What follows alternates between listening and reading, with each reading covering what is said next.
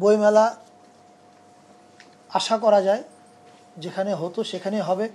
ফ্যাসিস্টের বিচার বিঘ্ন করার জন্যে, বিঘ্ন ঘটানোর জন্যে কেউ কেউ নানান রকম উস্কানি দিতে পারে। গ্রুপ থিয়েটার ফেডারেশন আমাকে পরিষ্কার বলেছে যে ফেডারেশন যে সমস্ত ব্যক্তিগতভাবে উস্কানি এবং নানান রকমের কাজকর্ম করছে, ফেডারেশন ওইসব ব্যক্তিদের দায়িত্ব নেবে না। এবং ফেডারেশন পরিষ্কার বলেছে যে ফেডারেশনের কাজ বা থিয়েটারগুলোর কাজ হচ্ছে শিল্প চর্চা করা, সমাজের দর্পণ হয়ে কাজ করা। ওনারা কারো বি টিম হয়ে খেলার জন্য প্রস্তুত না এবং রাজি না। So that was really very encouraging. আমি খুবই খুশি হয়েছি ওনাদের উপর, এবং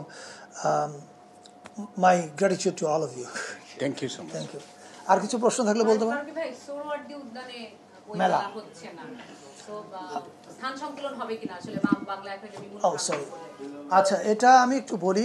গতকালকে অনেকগুলো পত্রিকায় যেহেতু রিপোর্ট হয়েছে, আমাদের রিপোর্ট হওয়ার অ্যাকচুয়ালি আমরা গতকাল থেকে কাজ করছিলাম। রিপোর্ট হওয়ার আগ থেকেই আমার মাননীয় পূর্ত উপদেষ্টা আদিলুর রহমান শুভ্র ভাই, ওনার সঙ্গে কথা হয়েছে। আমাদের সচিব সাহেব, পূর্ত মন্ত্রণালয়ের সাহেবের সঙ্গে কথা বলেছেন।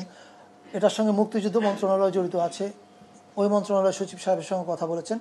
আমি আপনাদেরকে এটুকু বলতে পারি যে আমরা একটা পজিটিভ আউটকামের দিকে যাচ্ছি, এবং বইমেলা আশা করা যায় যেখানে হতো সেখানেই হবে, এবং সুন্দর আয়োজনে হবে, এবং কোনো ধরনের ঝামেলা হবে না।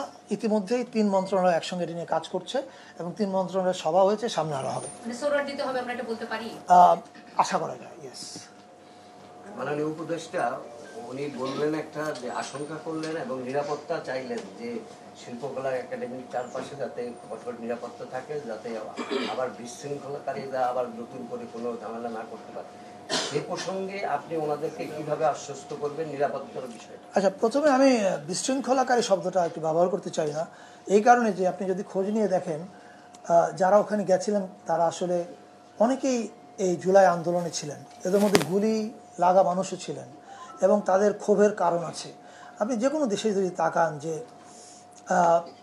যখন একটা ধরেন নাজি পার্টি যখন চলে গেছে, নাজি পার্টি চলে যাওয়ার পরে